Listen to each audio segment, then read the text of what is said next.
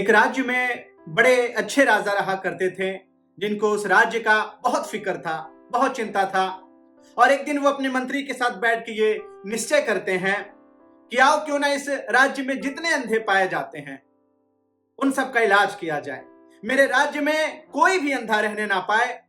राजा ये फरमान जारी करते हैं कि जो राज्य के किसी भी कोने से अंधे को पकड़ के लाएगा उसको इनाम दिया जाएगा, क्योंकि मैं बतौर राजा ये चाहता हूं कि मेरे राज्य में कोई अंधा ना रहे। और ये बात सुनते ही नगरवासी बड़े खुश हो गए। उसी गांव में से दो सबसे होशियार मनुष्य जो है, सबसे चतुर चालाक मनुष्य एक गांव में जाते हैं और वहां से एक आदमी को पकड़ के लेके आते हैं जो पूरे रास्ते ये चिल्लाते आ रहा था कि मैं अंधा नहीं हूं, मैं अंधा नहीं हूं, मैं अंधा नहीं हूं। वो सब बोले कि ये पूरे रास्ते परेशान कर देगा, ऐसा करो कि इसके मुंह को बांध दिया जाए। मुंह को बांध के वो राजा के पास हाजिर किए और जैसे ही मुंह खोले वो लगा जोर जोर से चिल्लाने, अरे मैं अंधा नहीं हूं, अरे मैं अंधा नहीं हूं, अरे मैं अंधा नहीं हूं। राजा बोले कि तू कौन है? तो कह रहा अरे मैं अंधा नहीं हूं। बोले तुम्हारा नाम क्या है? कह रहा अरे मैं अंधा नहीं हूं। उससे पूछा कि अरे तू कहां रहता है? वो कह रहा अरे मैं अंधा नहीं हूं। बगल में खड़ा मंत्री कह रहा राजा साहब, अरे आप अंधे हैं क्या? आपको दिखाई नहीं दे रहा कि वो अंधा नहीं, बहरा है, बहरा, सुन नहीं पा रहा।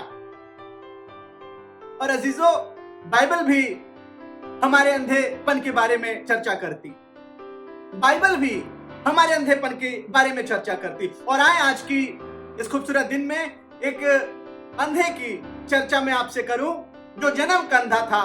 इसका जिक्र यूहन्ना रचित सुसमाचार और इसके 9वें बाब में पाया जाता है। और एक बार की बात है कि यीशु जिस गांव से गुजर रहे थे वहां उन्होंने एक अंधे को देखा और तभी जो उनके साथ में शागिर्द थे, चेले थे, वो पूछने लगे, हे रब्बी, हे गुरु,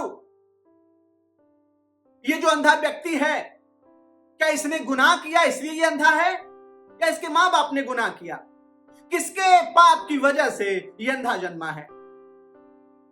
यीशु ने कहा ना इसने गुनाह किया और ना इसके मां बाप ने गुनाह किया है, ना इसने पाप किया और ना इसके मां बाप ने पाप किया। ये इसलिए हुआ ताकि परमेश्वर की महिमा इसके द्वारा प्रकट हो। और अजीजों, खुदा का कलाम कहता है कि एक रात आने वाली है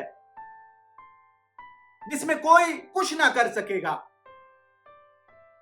जिसमें किसी को कुछ दिखाई नहीं देगा, चाहे तुम्हारे पास आंख हो या नहीं हो, क्योंकि एक वक्त आने वाला है जिसमें तुम चाह के भी कुछ नहीं कर सकते। और मैं आज इस दिन में उनसे बात करना चाहता हूं जिनके पास खुदा ने आंखें दी है, जो इस दुनिया को देख सकते हैं, जो इसकी आशीषों को देख सकते हैं। मैं आप उन सब आंख वालों से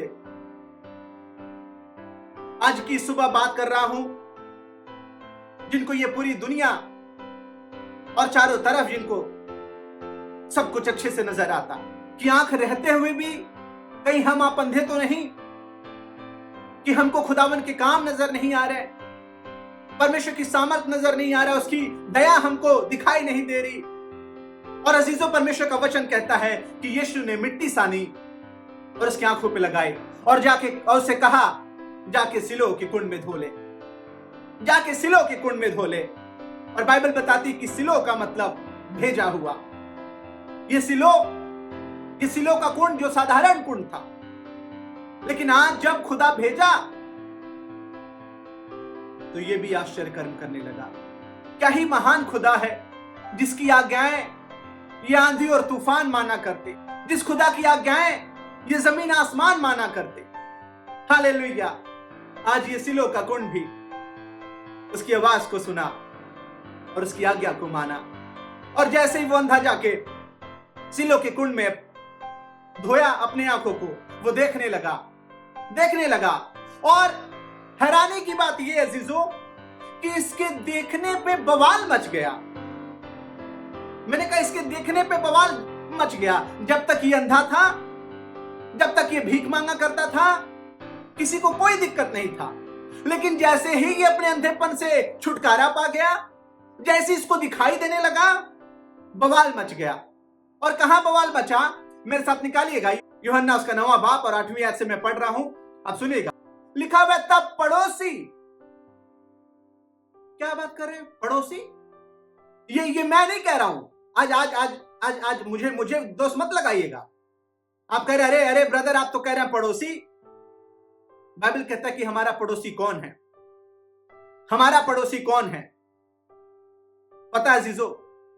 जो आपके बगल में इस वक्त मौजूद है, चाहे वो आपके घर में हो या चाहे आपके बाहर हो, चाहे आपके घर में हो या चाहे आपके बाहर में वो व्यक्ति पाया जाता जिसके साथ आप मौजूद हैं, बाइबल कहता वही आपका पड़ोसी है। और आज परमेश्वर का वचन कहता कि ये अंधा जो पहले अंधा था, जो भीख मांगा करता था, और आज जब इसको आंखें मिल गई तो पहली समस्या, पहली परेशानी किन्हें हुई? लिखा हुआ कि पड़ोसी और जिन्होंने पहले उसे भीख मांगते देखा था कहने लगे क्या वह वही नहीं जो बैठा भीख मांगा करता था? तो अरे क्या दिक्कत हो गया, क्या दिक्कत हो गया कि इधर ये देखने लगा। और अजीजों आज दुनिया को यही समस्या है, यही परेशानी है कि आप देखने कैसे लग गए। जब तक आप दुनिया के साथ थे तब तक उनको कोई दिक्कत नहीं था। जब तक आप पाप में थे, आप बेविचार में थे, आप लड़ाई और चुगली और बुराई किया करते थे, तब तक उन्हें कोई दिक्कत नहीं था। आज जब खुदा ने आपकी आंखों को खोल दिया तो बवाल मच गया। आज जब खुदा ने आपकी आंखों को खोल दिया तो लोगों की आंखों में गड़ना शुरू हो गया। अजीजों परमेश्वर ने जगत के अंधों को चुन लिया ताकि जिनकी आंखें हैं उन्हें वो शर्मिंदा कर सके। मैंने कहा परमेश्वर ने जगत के अंधों को चुन लिया, ना सिर्फ मूर्खों को बल्कि अंधों को भी चुन लिया ताकि उनको जिनके पास आंखें हैं उन पे उलाहना दे सके। खुदा ने आज इस अंधे को आंखें देके एक बड़ा बदलाव कर दिया। अजीजों सबसे बड़ी और खूबसूरत बात इस अंधे की, सबसे बड़ी बात जो इस अंधे ने किया, जब फरीसी और यहूदियों को यह यकीन नहीं हुआ कि यीशु ने इसे चंगा किया है, जब वो दोष लगा रहे थे और जब इससे पूछे, एक बड़ी खूबसूरत जवाब इसने दिया।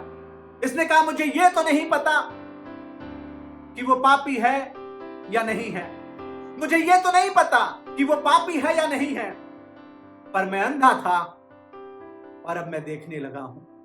पर मैं अंधा था, हालेलुया। अजीजों मुझे अच्छे से याद है कि जैसे ही मैं यीशु मसीह को माना, जैसे ही मैंने दुनिया के काम को छोड़ा, मेरे मित्र आके मुझे बुरा भला कहने लगे। जानते किस लिए? क्योंकि खुदा ने मेरी आंखों को खोल दिया। खुदा ने मेरी आंखों को, हालेलुया। परमेश्वर का वचन कहता है कि खुदा ने जब इसे चंगा किया तो आसपास के लोगों में हाहाकार मच गया, आसपास के लोगों में खलबली मच गई कि अंधा जो भीख मांगा करता था वो आज देखने लगा। और अजीजों दुनिया को तब तक परेशानी नहीं है जब तक आप असफल हैं, जब तक आप बुराई में हैं, जब तक आप पाप में हैं।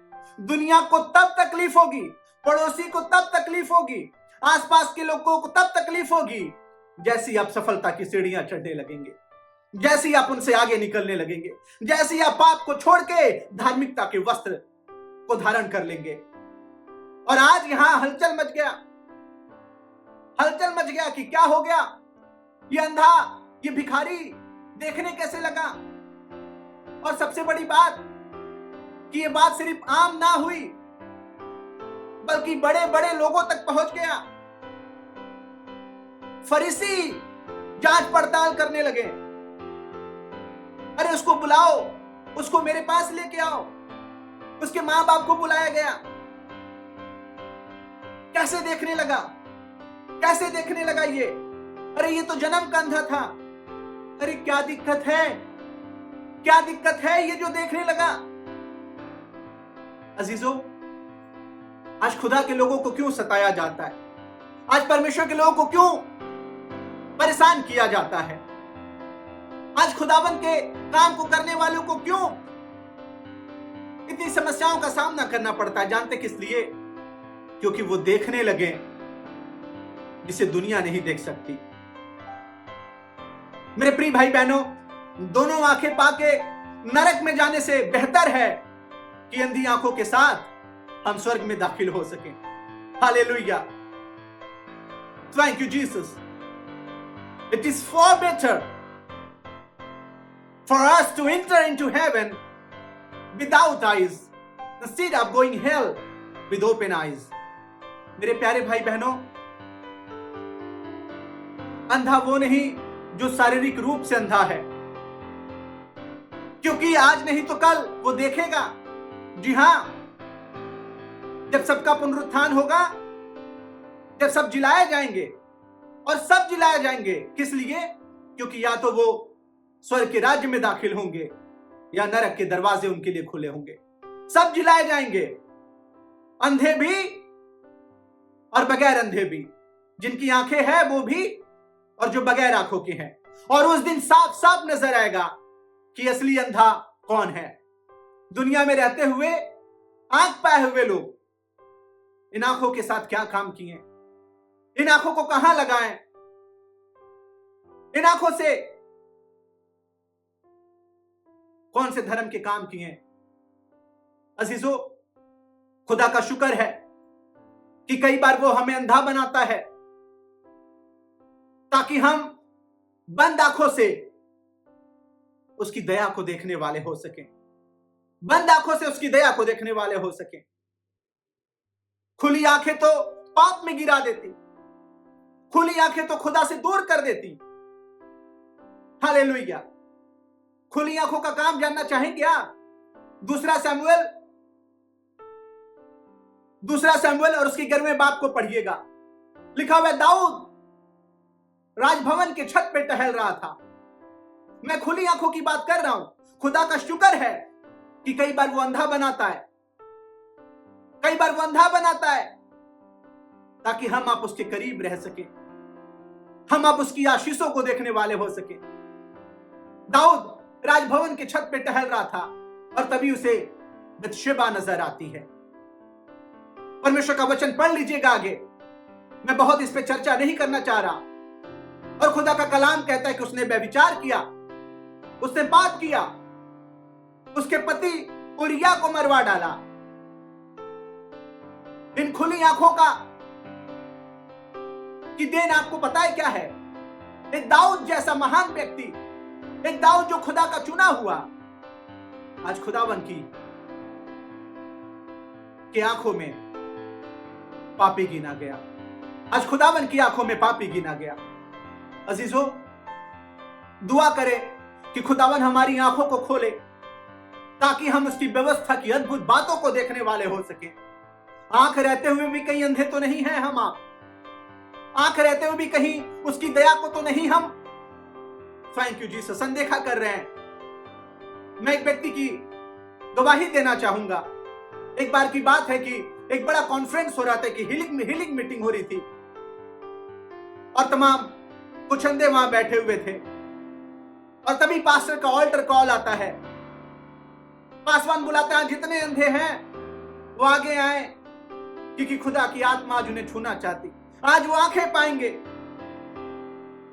और सब दुआ कर रहे थे मिलके। कई सारे अंधे आगे गए और एक बड़ी गवाही आई, वो देखने भी लगे, वो देखने भी लगे। तभी पास्टर की नजर एक पीछे बैठे अंधे पे पड़ी। उसने बोला, आप भी आगे आए, मैं आपको बुला रहा हूं, आप भी आगे आए। वो अंधा कांपते और डरते हुए आगे गया। पास्टर ने कहा कि आप पीछे क्यों बैठे रह गए? मैं सबको बुलाया है, मैं चाहता हूं कि आज देखने लगे। वो पास्टर के पांवों पे गिर गया, उस पासवान के पांवों पे गिर गया। कहा, पासवान, कहा, पास्टर साहब, मैं आपको यह बताना चाहता हूं कि इन बंद आंखों से मैंने खुदा को अपने नजदीक महसूस किया है। मैं दुआ करता हूं, मैं आपसे निवेदन करता हूं, मेरी आंखों को ना खोले, मेरी आंखों को ना खोले, कहीं ये आंखें दुनिया की चीजें ना देखने लगे, कहीं दुनिया की बातें ना इससे नजर आने लगे। पासवान साहब, मैं इन बंद आंखों से खुश हूं, मैं इस बंद आंखों से खुश हूं, बजाय इसके कि खुली आंखों से मैं नर्क में जाऊं, मैं इन बंद आंखों के साथ स्वर्ग में दाखिल होना चाहता हूं। ऐ खुदा के लोगों, उसके चुने हुए जो देख सकते हो, क्या दिख रहा आज? कहां पे अपनी आंखें लगाए पड़े हुए हैं? दूसरा कुरिन्थियों 5 और उसके 7वें बाब में कहता है कि for we live by faith not by sight, for we live by faith not by sight, क्योंकि हम रूप को देखकर नहीं परंतु विश्वास से चलते हैं। अजीजों, बंद आंखें, यह अंधापन शारीरिक दशा में जो है वो कहीं ज्यादा बेहतर है खुली आंखों की आत्मिक अंधेपन से। और मैं आज यही दुआ करना चाहूंगा कि आज अगर ये खुली आंखें आपको धोखा दे रही, खुली आंखें आपको ठोकर खिला रही, तो आज इन आंखों को अपने खुदा पे लगाएं।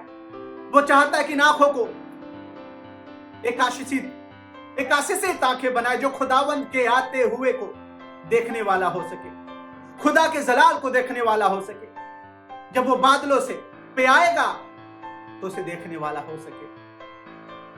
मैं आपसे निवेदन करना चाहता हूं, अगर इस वचन के द्वारा खुदा ने कहीं आपको छुआ है, कहीं आपकी जिंदगी को बदला है, तो मैं ये आपको दावत देना चाहता हूं, निमंत्रण देना चाहता हूं कि जिस भी जगह से हैं पे पाए जाते वहां से बाहर निकल आए, वहां से बाहर निकल आए और अपने आप को खुदा के हाथों में दे दें। मैं दुआ करना चाहूंगा, और आप जिस भी जगह पे पाए जाते अपने हाथों को उठा के, अगर आपको महसूस हो रहा कि खुदावन आंख होते हुए भी मैं कंधेपन की जिंदगी जी रहा हूं, मेरी आंखों को खोल दे ताकि मैं तेरे कलाम की अद्भुत बातों को देख सकूं। हालेलुया। अपने हाथों को उठाएगा जिस भी जगह आप पाए जाते हैं, और मैं दुआ आपके लिए करूंगा। मेहरबान खुदावन, हम धन्यवाद देते हैं।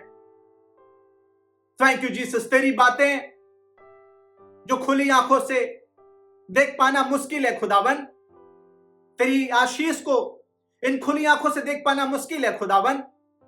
होने दे कि संसारिक आंखें नहीं बल्कि हमारी आत्मिक आंखें खुल जाएं। अब आप इन आत्मिक आंखों को खोलना ताकि हम तेरे जलाल को देखने वाले हो सके।